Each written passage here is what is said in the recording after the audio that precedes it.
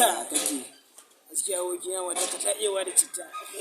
Allah wai da gaske a kai tsaya saurara wai me ma kace Ana ma ne wanda da ta burge ni. wai matattawa Iyalin ka ba.